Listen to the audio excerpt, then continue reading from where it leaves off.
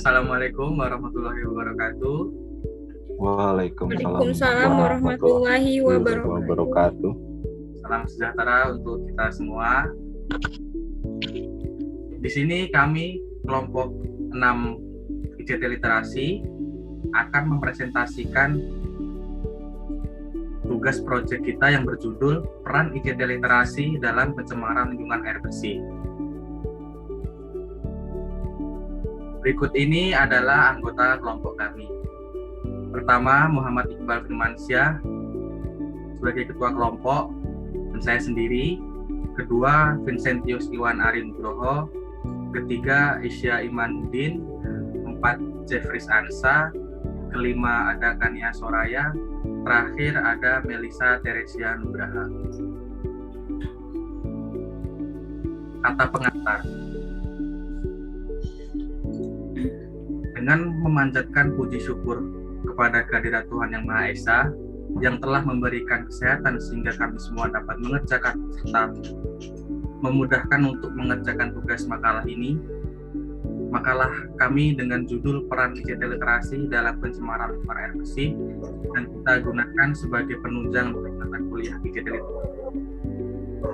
Dan apabila kekurangan dalam penulisan makalah yang dibuat, kita memohon maaf yang sebesar-besarnya, serta meminta agar dapat dimaklumi pada sisi kekurangan makalah yang dibuat. Akhir kata, dengan mengucap banyak-banyak terima kasih pada Ibu Ratih Anggoro Willis SEMM, dan semoga makalah ini diberkahi oleh Allah Subhanahu wa Ta'ala, sehingga bisa berguna bagi pembaca dan terkhusus bagi penulis.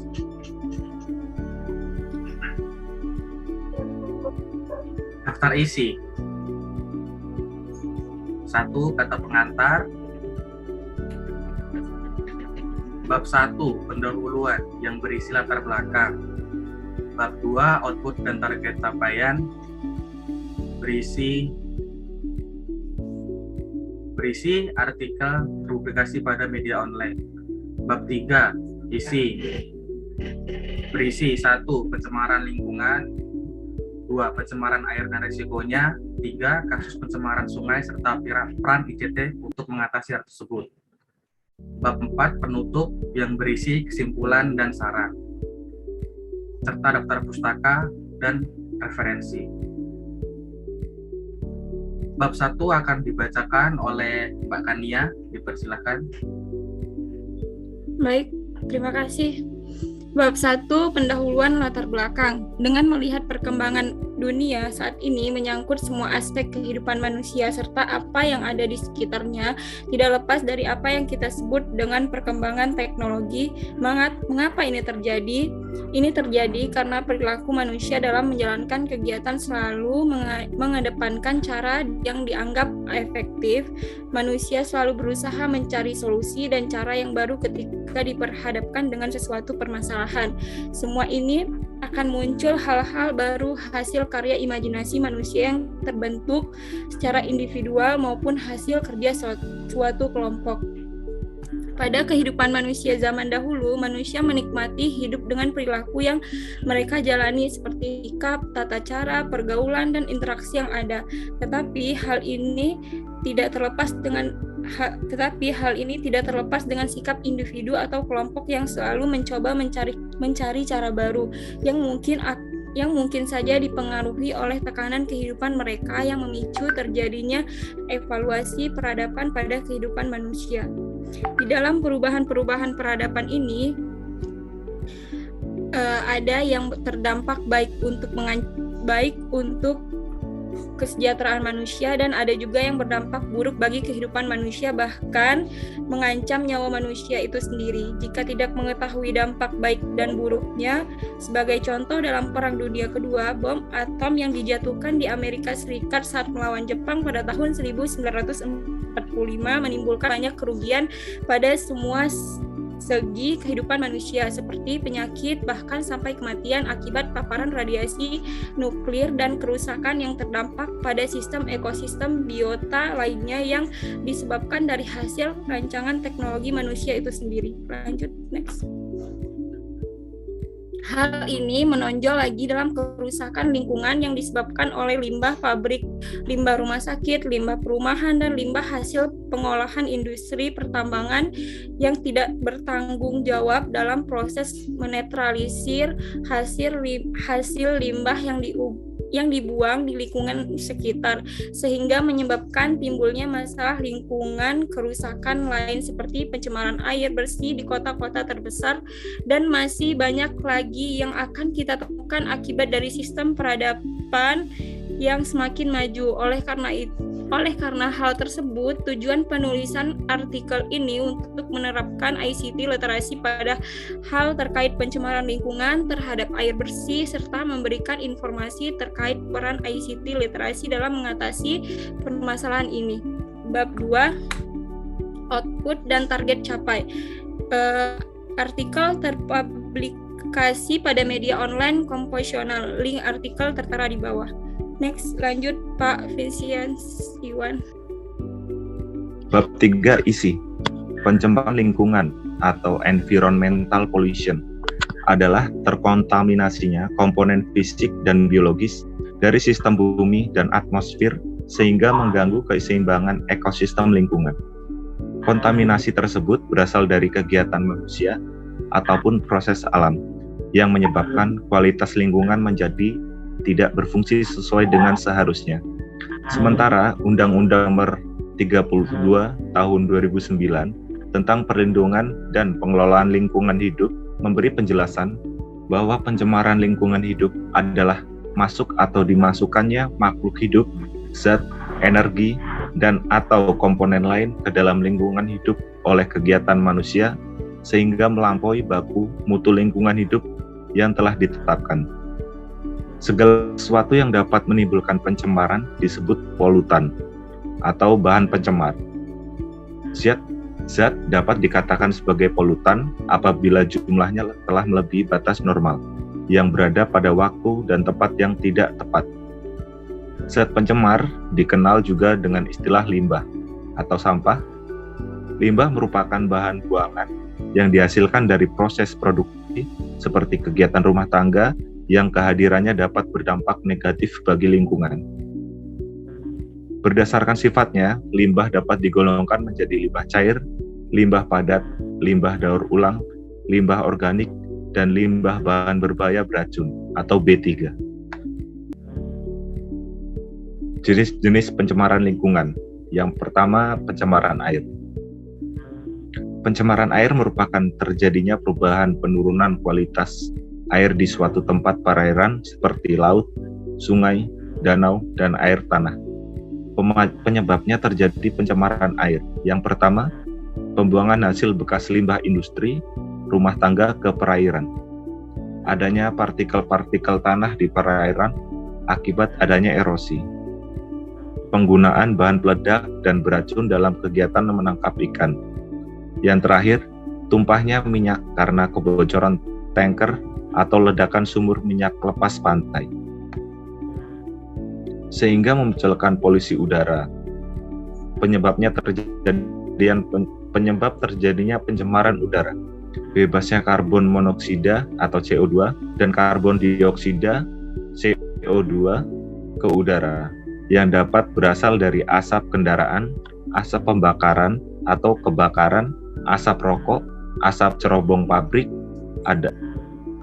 adanya asap vulkanik dari aktivitas letusan Gunung Merapi sehingga dapat menebarkan partikel-partikel debu ke udara. Bebasnya partikel nitrogen, oksida, dan oksida sulfur ke udara akibat asap pembakaran batu bara pada pembangkit listrik atau pabrik. Adanya klorofluorokarbon atau CFC dari hasil kebocoran mesin pendingin seperti kulkas dan AC mobil. Pencemaran darat atau tanah. Pencemaran tanah atau darat merupakan penurunan kualitas tanah akibat masuknya ke dalam polutan ke lingkungan tanah berupa zat kimia, debu, panas, suara, radiasi, dan mikroorganisme. Penyebab terjadinya pencemaran tanah atau darat terbagi menjadi 3 golongan.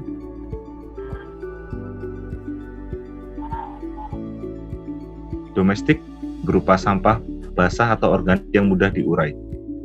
Limbah industri, yaitu limbah padat berupa lumpur yang berasal dari pengolahan, seperti sisa pengolahan pabrik gula, pulp, kertas, rayon, plywood, pengewatan buah, dan lain-lain.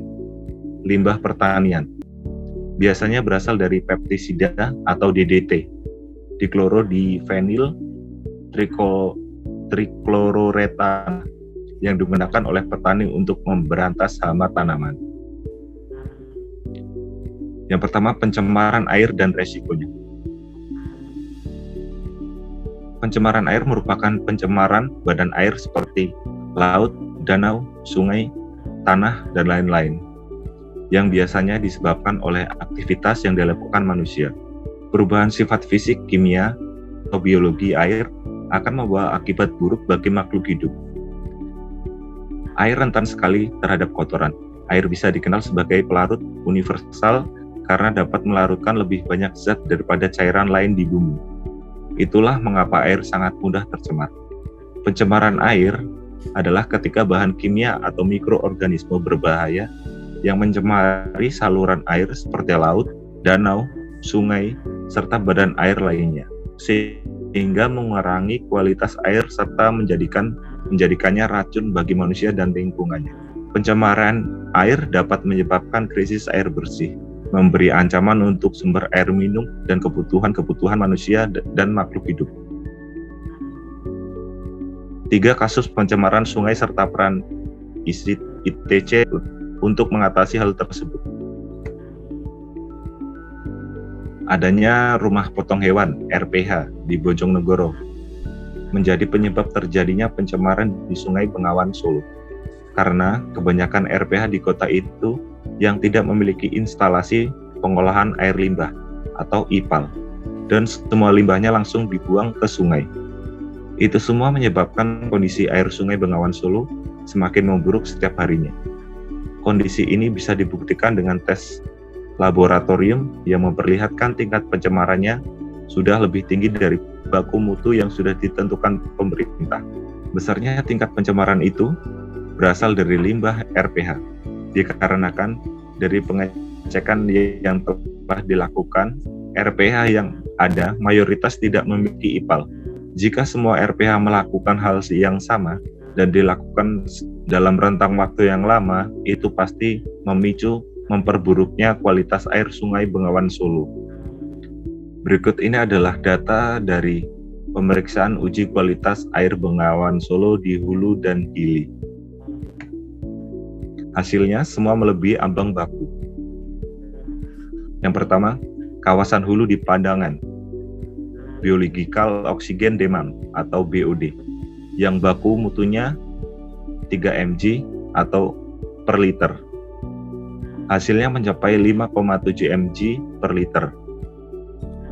Yang kedua, Hilir Bau Reno, BOD-nya sebesar 14,79 mg per liter.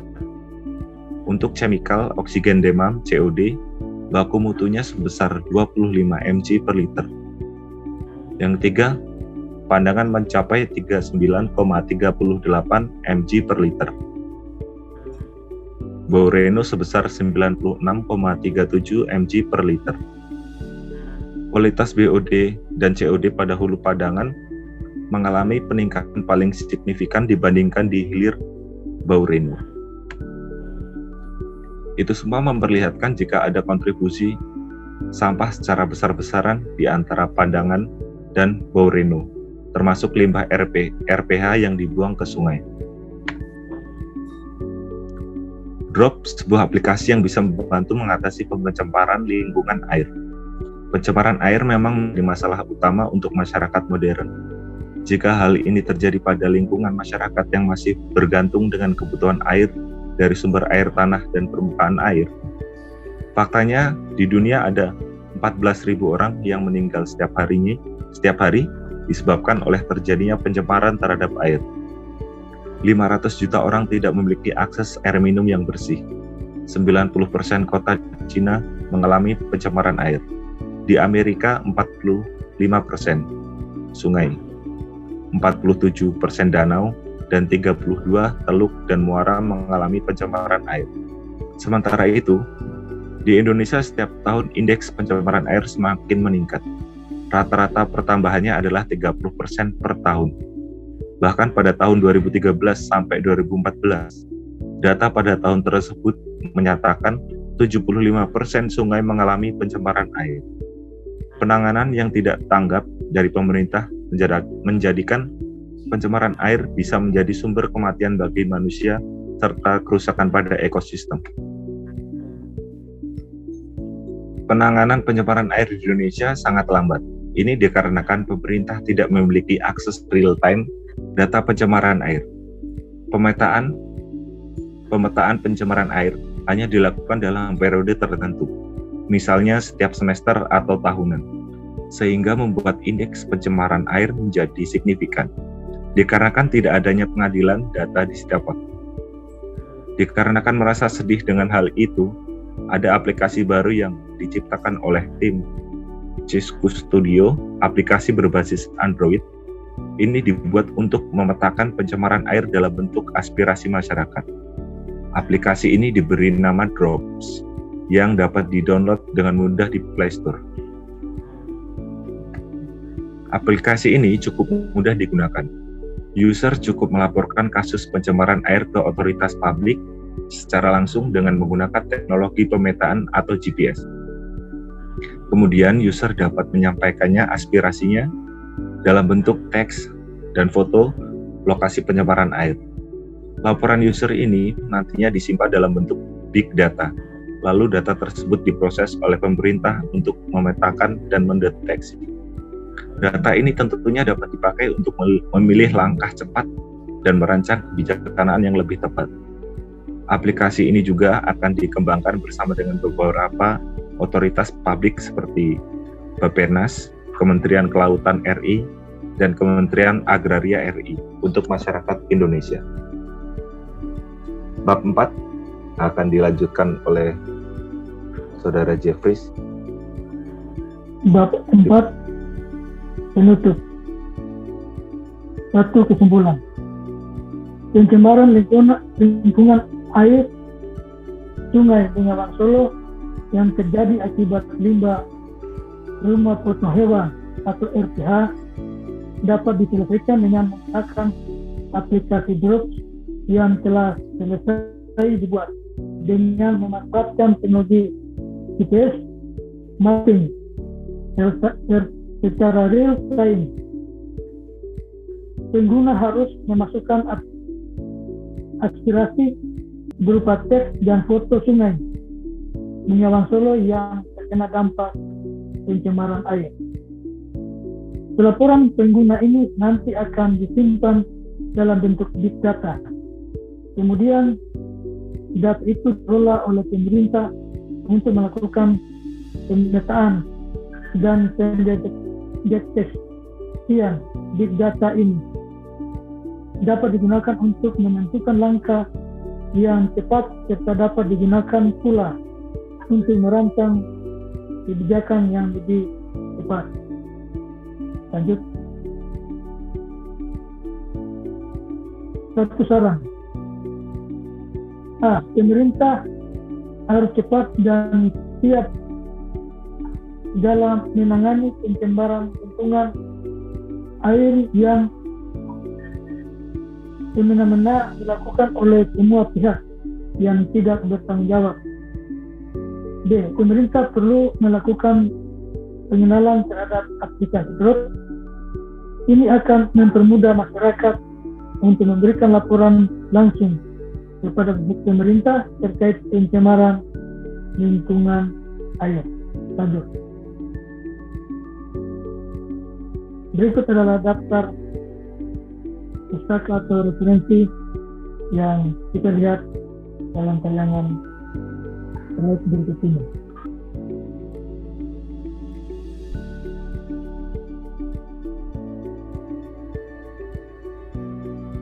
Mungkin sekian presentasi dari kelompok kami.